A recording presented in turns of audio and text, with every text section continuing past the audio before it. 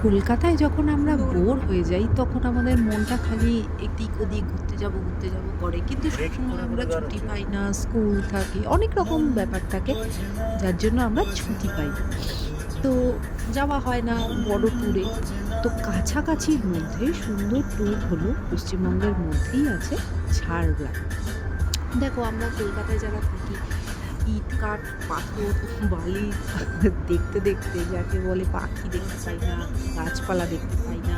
চারদিকে শুধু ব্রিজ, রাস্তা এইসবই দেখি।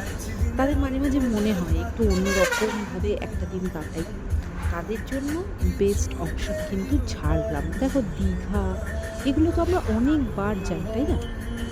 তো একটু অন্যরকমভাবে যদি একটা দিন ঘুরে আসতে চাও, তো আমার মনে হয় ঝাড়গ্রামটা ট্রাই করতে পারো। এই যে দেখো আমাদের গাড়ি ঝাড়গ্রামের ঢোকার আগে জাস্ট লোধাশুলি জঙ্গলের মধ্যে দিয়ে চলেছে।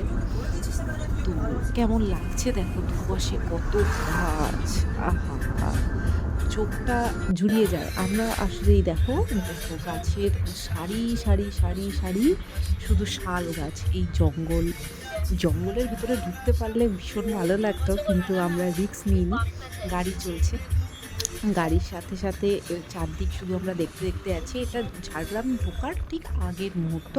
এটা হচ্ছে এইরকম গাছের সারির মধ্যে দিয়ে রাস্তা আছে, সেখান থেকে গাড়ি চলেছে। এটা হচ্ছে লোধাশুলির জঙ্গল।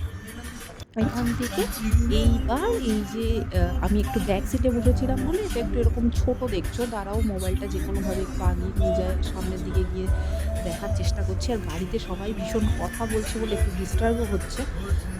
দেখো দেখছো? এটা ঝাড়গ্রাম জাস্ট ঢুকছে। দেখো দুপাশ দিয়ে গাছগুলো রাস্তাটাকে ঢেকে রেখেছে, আর গাড়ি এগোচ্ছে। গাড়িতে হালকা গান চলছে, বন্ধু-বান্ধব খুনসুটি করছে।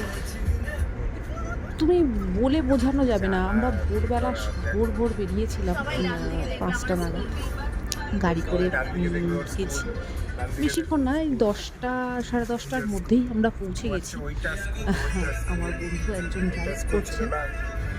দেখো এই যে আমরা ঝাড়গ্রাম ঢুকে গেছি এইভাবে, এইরকম একটা সুন্দর পরিস্থিতির মধ্যে দিয়ে। এটা দেখো আমার বান্ধবী বলছে ওর স্কুল, এই যে ওর স্কুল। ওর স্কুলের পাশ দিয়ে আমরা চলে গেলাম। এইবার দেখো একটুখানি দেখো, এবার আমরা আজকে চলে এসেছি খাগড়া বন সুরক্ষা অঞ্চলের মধ্যে। এই জায়গাটা পুরো পার্কিংয়েরও ব্যবস্থা আছে।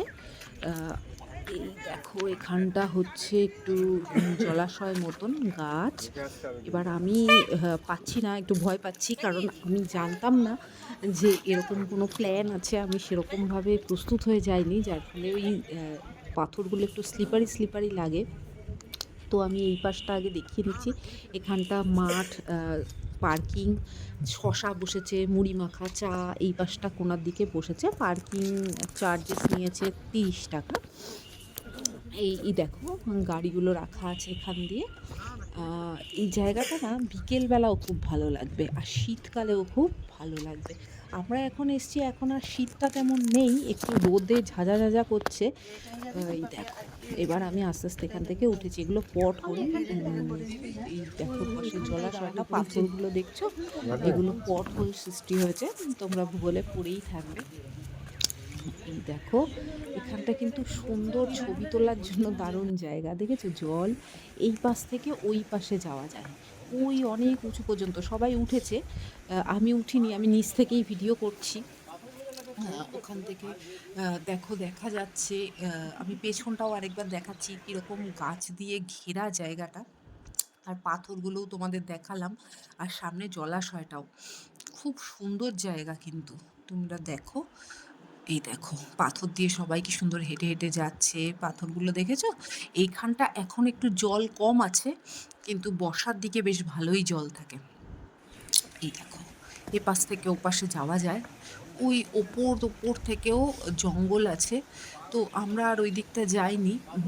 পাথরগুলো একটু স্লিপ লাগছিল না, বাস একটু খাড়া লাগছিল। দেখো সবুজ দেখে মনটা ভালো লাগছে তো। দেখছো? আকাশটা দেখো। আহা! আমি এতক্ষণ ধরে এই ভিডিওটা মানে একটু বেশি করে দেখাচ্ছি কেন বলো তো? সবাই তো ঝাড়গ্রাম যায়নি। আর অনেক বয়স্করা এসছে, তাদের জন্য একটু বেশি করে দেখিয়ে দিলাম কারণ ওনারা উঠতে পারছিল না। এবার আমরা আবার চলে যাচ্ছি গাড়ি নিয়ে গাররাসিনী পাহাড়। গাররাসিনী পাহাড় থেকে এইটা হচ্ছে ওঠার রাস্তা। এইবার দেখো অবস্থা। এইটা কিন্তু পুরো খাড়া। উঠতে এই যে আমি উঠছি, এখানে একটা হালকা মিউজিক হচ্ছে। ওই ভিডিওটা করার সময় ও মিউজিকটা লাগিয়ে দিয়েছিল। তো আমি আর রিমুভ করলাম না। তো দেখো এইটা উঠতে গিয়ে আমার মানে হালত খারাপ হয়ে গেছিল। জুতো ভেঙে গেছে। এবার আমরা যাচ্ছি দুর্গা মন্দির, কনক দুর্গা মন্দির। দেখো ঢোকার দৃশ্যটা দেখো। উফ! ওহো! পুরো সবুজ আর সবুজ, কচি কচি গাছের পাতা দিয়ে পুরো ছাওয়া, মানে একদম ঢাকা, মানে চোখ জুড়িয়ে যায় গো। মন শান্ত হয়ে যায়। বলে না এরকম দেখলে মনটা শান্ত হয়ে যায়? এটা মন্দিরে ঢোকার রাস্তাটা দেখালাম। দেখছো? এইখানটা ঢুকে এই যে আরেকটা গেট আছে। দেখো। এই গেটটার ভেতর দিয়ে ঢুকে গিয়ে কনক দুর্গা মন্দিরটা। ঢোকার রাস্তা এই যে দেখো তোরণটা। এইবার ঢোকা। ওহো! দেখো, দেখো, দেখো। অসাধারণ! দেখেছো? কিরকম ভালো লাগছে না?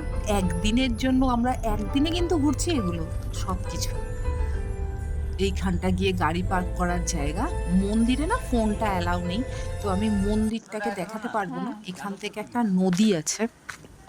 নদীটা তোমাদেরকে দেখাচ্ছি। দেখো। নদীটা দেখো। নদীর ভিউটা দেখো। এটা কিন্তু মন্দিরের ভেতর থেকেই রাস্তা আছে, ওখান থেকেই নদীটা যাওয়া যায়। একটুখানি মানে মন্দিরের ভেতরেই নদীটা বলো, মন্দিরের মানে নদীর গায়ে মন্দিরটা, সরি। এই দেখো পেছনটা পুরো এরকম গাছপালা, সুন্দর। দেখছো? এইবার দেখো পুরো পুরো একদম নদীর ওপারটা, নদীতে এখন জল নেই। এই পাশে দেখো যত লোকজন দাঁড়িয়ে আছে না, এগুলো বর্ষাকালে পুরো জলে ভর্তি থাকে, কিন্তু এখন অতটা জল নেই, জলটা অনেকটাই কম, গরম গরম পড়ে গেছে।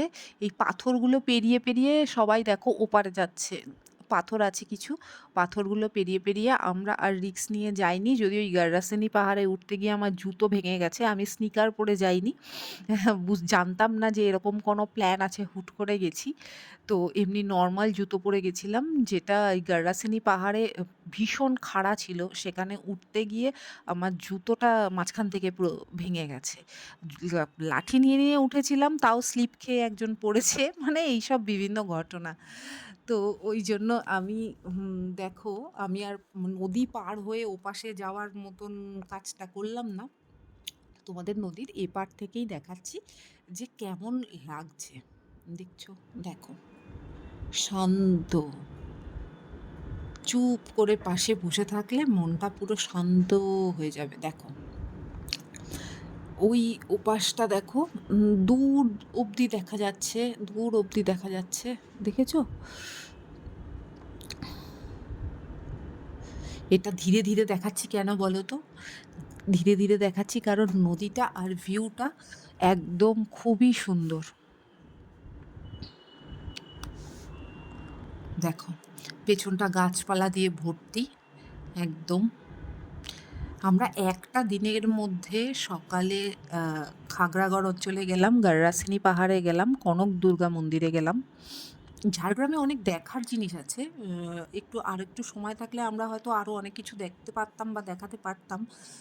রাজবাড়িতেও গিয়েছিলাম, কিন্তু রাজবাড়ির ভেতরে আমাদের ঢুকতে দেওয়া হয়নি। রাজবাড়ির ভেতরে এখন আর বাইরের কোনো লোককে ঢুকতে দেওয়া হচ্ছে না, যার ফলে আমরা ঢুকতে পারিনি। সেই জন্য ওই ভিডিওটা এখানে নেই, কারণ বাইরে থেকে রাজবাড়িটা দেখাও যাচ্ছে না।